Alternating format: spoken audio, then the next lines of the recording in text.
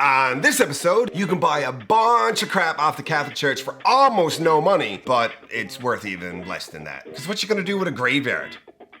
This real estate stuff is not easy, so send me your questions and I will answer them. This is the Ask Jason Show. Hello everybody, my name is Jason Piercey, and this is episode 127 of the Ask Jason Show. That was weird.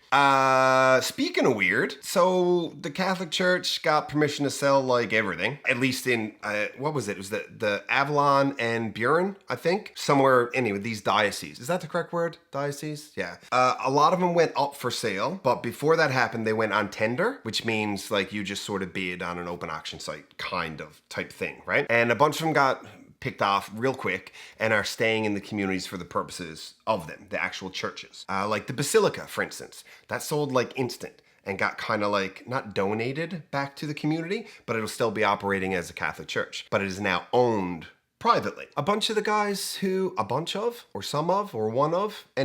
who founded Verafin, actually, took the Catholic Church and gave it back to the community. So like, that's kind of cool. But a bunch of them didn't go on tender, which means they got listed for sale. So there's a half a dozen realtors in and around town who have houses for sale on the Buren Peninsula, out in Placentia, all through St. John's, all through all these different, I think diocese is the word that talks about like, kind of like an electoral district of where they're, sorry, I'm waiting for this one. Joe's not allowed to get mad at me because I gave him a heads up that this might be happening. Yeah, okay.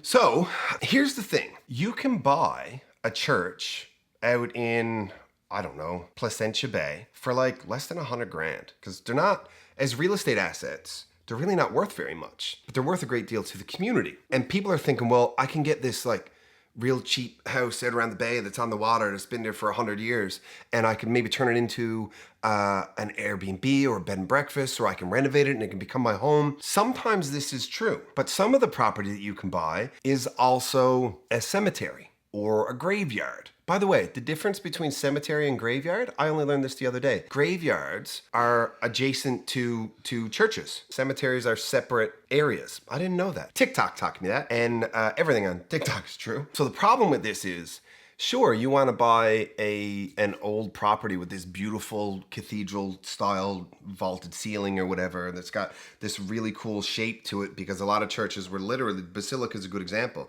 they were literally built in the shape of a cross. So like there's a lot of these really interesting places. And there's a real old church right down in the gut, down in Kitty Vitty, that is now a residential property. The Cotton Club, the St. John's Gentlemen's, what is it called? Gentlemen's Club or something? I don't know. Anyway, the Cotton Club, the stone house, used to be a church. Now it's a strip joint. So like these things do change over time. However, built a couple hundred years ago versus built now, you're looking at totally different things. So if you want to buy some of this property now, before you put the money down, make sure you can do something with it, because if it's a church itself, you probably can't do anything with it because of the way the municipality has it zoned, depending on the municipality.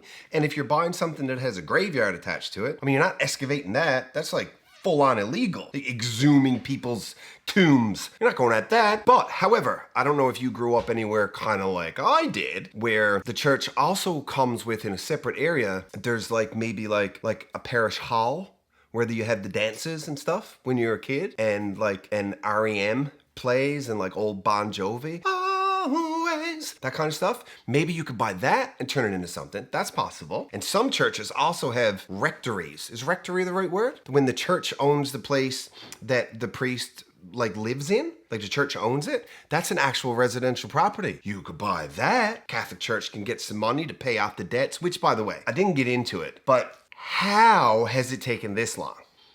Like the decades and decades and decades of suffering and feeling like you were crazy because you remember things that people told you didn't. I can't even get there. Anyway, the point of this is buying these properties off of the Catholic Church. They're cheap and they're easy to get to, but make sure you know what you're doing before you buy it, which leads me to another thing. Not all buyer's agents are created equal. We did an episode a little while ago on how sometimes your buyer's agent needs to have specific tasks, but buying church properties or bank foreclosures or, that kind of stuff, your buyer's agent is important. And I happen to know some people. So anyway, thank you for watching this episode. I think that's it. I mean, give the church your money, but so they can give it to people who deserve it. Because, I mean, do I need to say why they don't? I mean, do I need to do this? And if you've been watching the Ask Jason show for 127 episodes now, and you're suddenly offended about how I side with or without the Catholic Church, then you can feel free not to watch any more episodes, because I'm not bothered by that. Thank you very much, and we'll see you next time. The Ask Jason Show exists so that you can get good real estate related information from a resource that you can trust. Now, speaking of resources you can trust, here's a couple I would trust to work with my mom. Because good enough for mom, I mean, good enough for you.